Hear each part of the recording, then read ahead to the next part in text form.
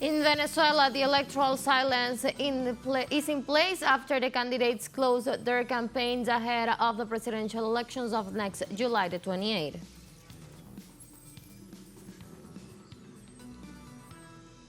In Cuba, thousands of people of all ages gathered in the heart of Sancti Spiritus in the place that was once the scene of an act of bravery and defense. The Moncada barracks dressed up to commemorate the 71st anniversary of the historic event.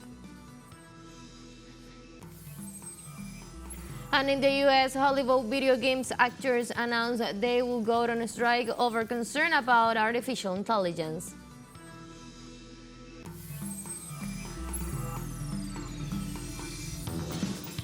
Hello, welcome to From the South. I'm Ana Marrera from the teleSUR headquarters in Caracas, Venezuela. We begin with the news. Stay with us.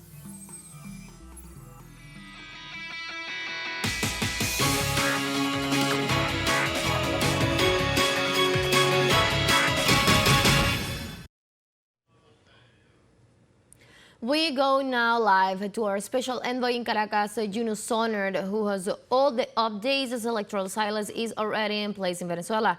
Hello, Yunus. What are the latest news? Hello, Anna. Hello to our viewers from Latin America and all over the world from Caracas, Venezuela. The election process in Venezuela has entered its final stage ahead of the July 28 voting. That means from today on, the election laws have got in vigor. That means that the campaigning and all activities of campaigning have stopped, as well as the sales of alcohol. There is a general prohibition of gatherings, of rallies, and the borders are closed to safety reasons. These are the typical regular laws that regulate the process the days ahead of the voting on July 28.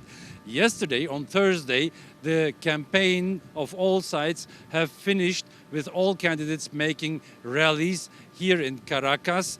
The campaign that had started on, to remember our viewers, on July 4th officially, but had been going on actually factually since months. So yesterday, the current president and candidate Nicolas Maduro has united his supporters on the Avenida Bolivar in the city center. It's difficult to guess the numbers, but I would guess between 100 and 200,000 people were there. The area was full, and he has held his final rally speech. The opposition, the leading oppositional figure, Eduardo González, and his ally, Maria Corina Machado, who seems to be the actual leader of the opposition, they gathered in the southern part of the city. Also difficult to guess numbers, but I would guess approximately 25 to 50,000 people attended that meeting where the candidate delivered his final speech. So from today on until Sunday morning, there is no more campaigning, nor on the streets, nor in the media, until Sunday morning at 6 o'clock, when the election centers will open and the Venezuelans are going to vote. Last preparations are continuing at the voting centers. Machines are being established and checked and reviewed for the last time. Everything seems to be in motion and in preparation. We remember the Republic Plan has also been activated on 24th of July with the deployment of more than 300,000 soldiers of the armed forces who will safeguard and provide the safety at the election centers, who will secure the machines, who will provide the citizens with security while voting and while on the way to the voting centers, and who will safeguard the machines after the elections have finished. Another important thing that our viewers should remember, the only authority here in Venezuela authorized to announce any results is the National Election Council. No other authority can announce any results. This would be out of the legal system. This would be unlawful. So on Sunday night, we will have to wait until the National Election Council announces results, which will be done when they are close to be irreversible, like the final result. This is the current situation. The city is calm. Everybody is doing his work. Everybody is continuing his daily life. There is tranquility all over the place. And this is the latest situation here in Caracas. Well, thank you very much, Yunus. So we'll be right back through you through the days. That was Yunus reporting live from Caracas as we are just 2 days away from the presidential elections in the country. And now let's take a very short break. But remember, you can now join us on our TikTok account as teleSUR English, where you'll be able to see news in different formats, news updates, and more. Stay tuned for more news.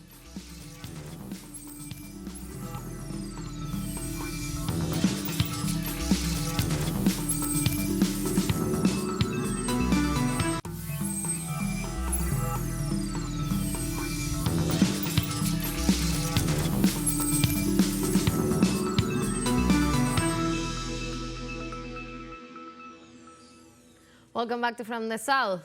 In Cuba, thousands of people of all ages gathered in the heart of the city of Santi Espiritus in a place that was once the scene of an act of bravery and defense. The Moncada Barraga dressed up to commemorate the 71st anniversary of this historic event. The fortress gathers this Friday once again the Cuban citizens in a day full of symbolism and reflection with the heroic legacy of brave revolutionaries who dared to defy the oppressive regime. The survivors of the assault are in an old square in front of the barracks to listen to the words of the speakers who will evoke the bravery and courage of the revolutionaries who, as the Cuban people do today with the crimes of the North, stood up against tyranny.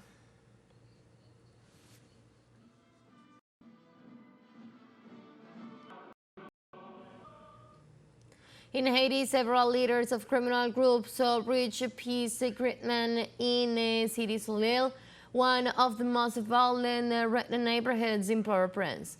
Chauffeur and Joseph, who is part of this important agreement, published photos and videos of some of the former rivals who managed to seal this agreement.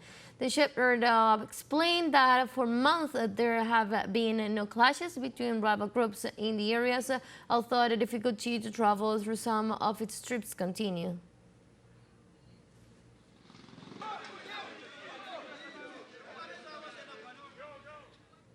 In the United States, Hollywood video games actors announced that they will go on a strike over concern about artificial intelligence. They strike the second call by video game dubbing and motion captured actors under the Screen Actors Guild, American Federation of the Television and Radio Artists begins on Friday. The move comes after nearly 2 years of negotiations with video games giants, including divisions of Activision's Warner Brothers and Walt Disney, the CEO.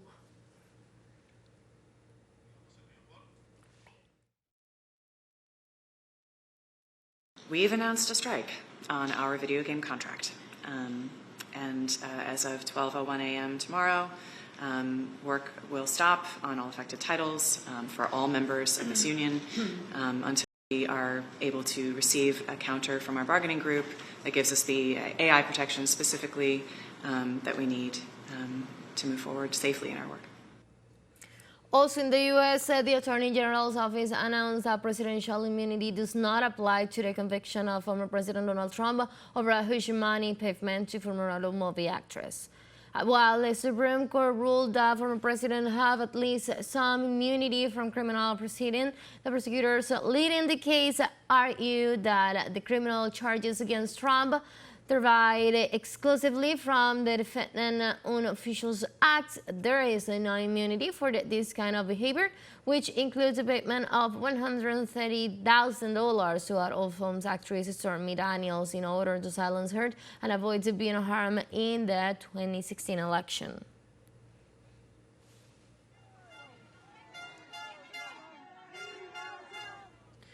The U.S. law enforcement authorities arrest El Mayo Zabanda, one of the most important drug lords in Mexico and Latin America. Ismael Mayo Zabanda Garcia, known as the Mayo Zabanda, Mexican and founder of the Sinaloa cartel, was intercepted while trying to travel to Texas in the south of the United States. Joaquin Guzman Lopez, the son of the Chapo Guzman, was also captured during the operation. Sabana had never set foot in a prison, and there was a $15 million reward on his head.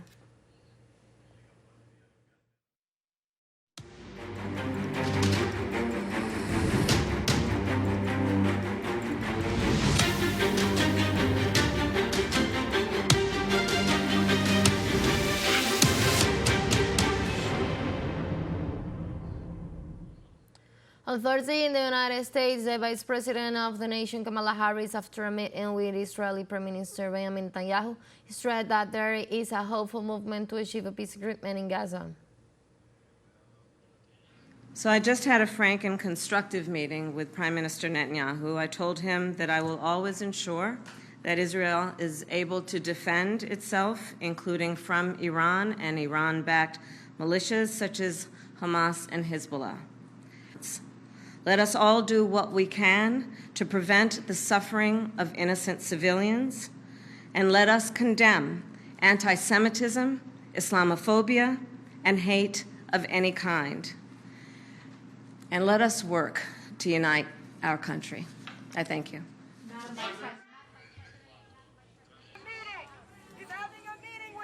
Meanwhile, demonstrators in the U.S. gathered near the White House to reject the compromise between Joe Biden's government and Israel's Prime Minister Benjamin Netanyahu, and demand an end to the Israeli occupational army genocidal war against the Palestinian people in the Gaza Strip. It is worth noting that mobilizations nationwide reject the Israeli Prime Minister's visit to the United States, in addition to demand the arrest of Netanyahu for committing war crimes, while denouncing the U.S. government supplies of arms to the Tel Aviv regime.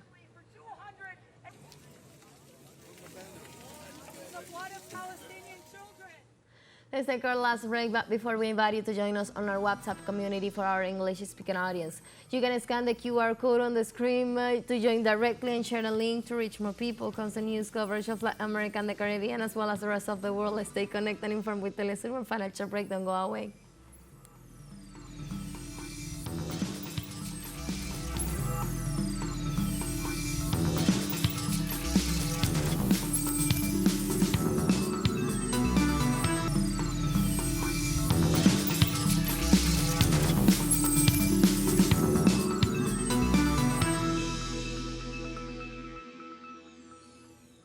Welcome back. In Laos, the plenary session of the Association of Southeast Asian Nations, Asian Open in Vietnam. Prime Minister of Southeast Asia are attending the three-day meeting, which aims at strengthening the region's external cooperation. At the opening stage of the Asian members discuss the balance of the community building efforts and the organization's external relations.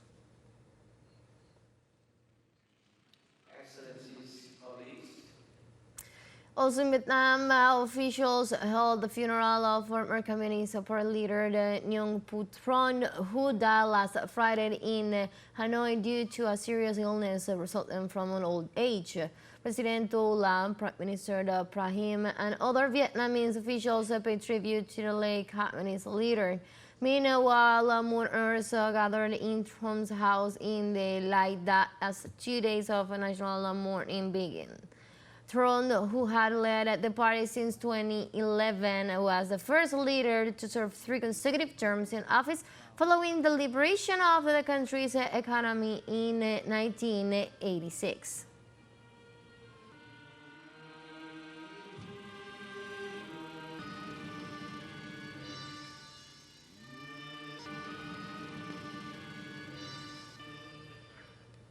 And now we move on to the ecological crisis.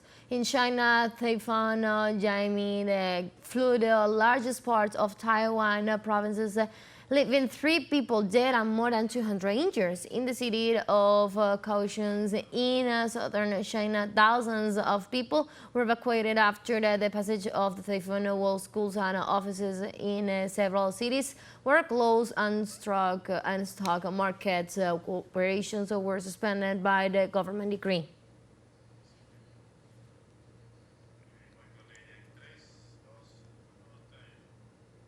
On Thursday, the tourist Jasper town lost an important area as a widespread continues to ravage Canada.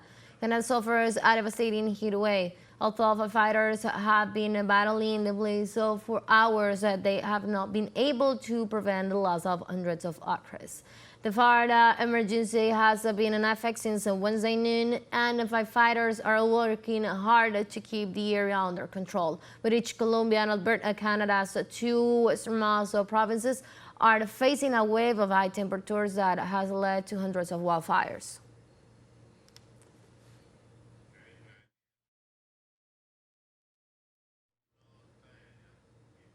In France, world and business leaders have pledged billions of dollars in financing and committing to the Supervirus Spotting initiative. Nearly 500 participants, including 50 head of states and government, attend a summit on Thursday led by French President Emmanuel Macron and International Olympic Committee President Thomas Bach near the Louvre Museum.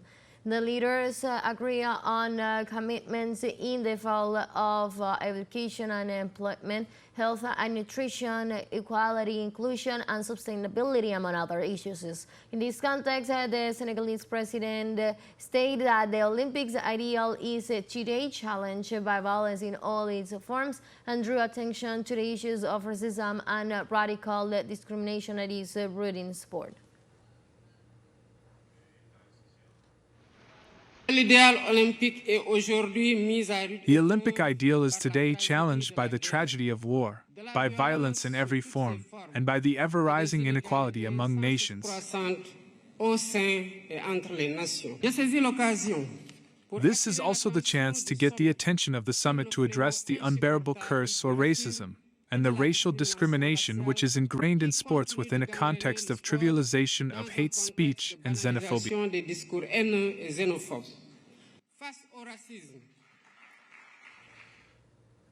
We have come to the end of this news brief, but you can find this and many other stories on our website at telesurenglish.net.